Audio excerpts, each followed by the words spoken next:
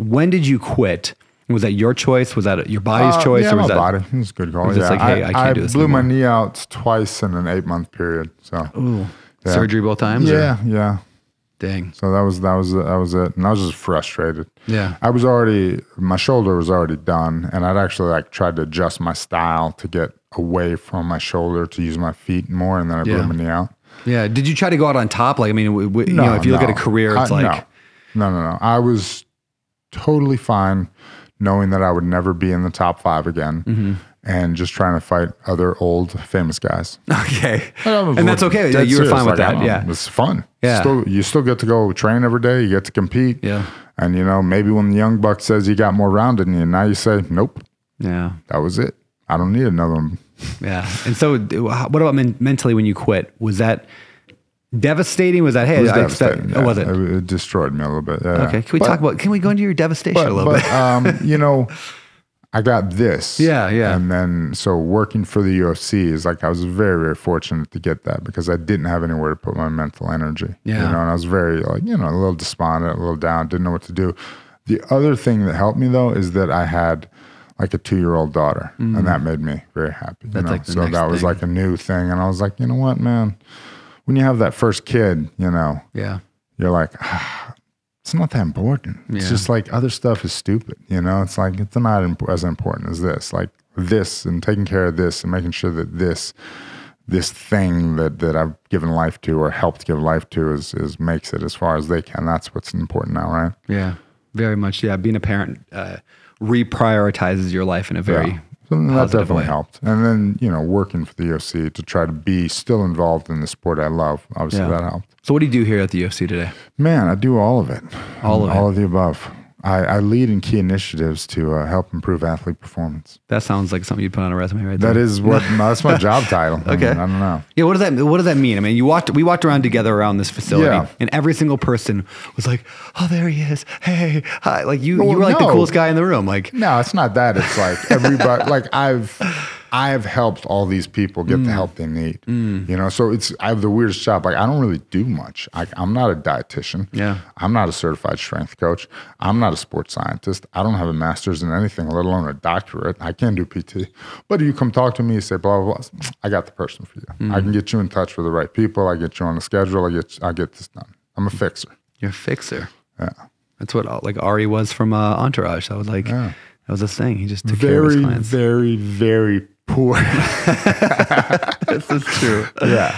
All right. So you help with that. You know, one thing I found fascinating as we were walking through this place is just how much science and technology you guys have in everything. Everything every day. Yeah. It's nuts. I mean, is that really helping people become 100%, way better? Yeah. Even if they don't digest it fully, if it impacts the way they train, like, look, the human body is the human body. And when your body reacts in a manner, right, to training, you have a reaction to training. Somebody to interpret that feeling or your heart rate or your sleep or all that stuff and tell you like, you know, best to do this, best to do that, it makes a huge difference, you know? Yeah. So unfortunately, science is real. I try to ignore it, sadly. But no, it's so real. Just trust the science. That's all we've been hearing in the last few years. No, yes and no, right? Trust the science, trust the data, but you got to make sure that people that are filtering the data are the right people too. Yes. Because, you know, there's many interpretations of data, and there's a paper to discredit most papers, right? Yes. So, you know. That's always been, whenever I interview somebody who is a, you know, health coach or a food person or diet, I'm always like asking that. I ask the question a lot is, you can read one paper and it says that vegetables are the worst thing in the world for you. Another one says meat is the worst thing in the world for you. And they have data that backs up exactly the opposite of the other person. Well, I mean, and that's unfortunately where you really have to be smart. You have to look at the sample size and understand the study and understand, you know, like how valid it really is. Yeah. What are you excited about with the future of the UFC, or just fighting in general? Like, what do you see coming that's like exciting? Is it just the science stuff? Or? No, here for the PI, it's more science, and it's you know, it's more interaction with more athletes and more coaches, and then more locations. But it's globally, right? So this sport, there's a saturation point, right? Any sport has a saturation point. Only so many people are going to like fighting. Now, the saturation point for MMA is growing every day. Why? Because people like yourself and young people are training it.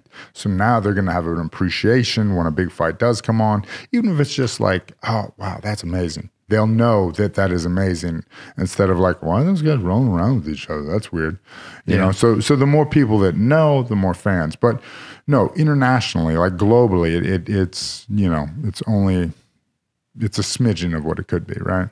Yeah. Can you explain a little bit about, on that note, if you're a football fan, right, you go watch 30 players, 40, 50, I don't know, 100 players that are on a sports team, right? But only a few playing at a time in Dallas. And there's another one playing in Houston and another one over in Austin. And then another, I think there's so many teams and each of those have it. With UFC, it sure feels a lot more like, I mean, there is a fight. I mean, again, there's lots of stuff that's going on, but there's a lot fewer. Do you see that expanding to a point where there's just like the local? Yeah. It could be regionals. Is that the way you think the sport's headed? Maybe, yeah. So I'd be just excited to go watch. People want to see the best fight the best, though, right? So it would be like regional shows which lead into a bigger show.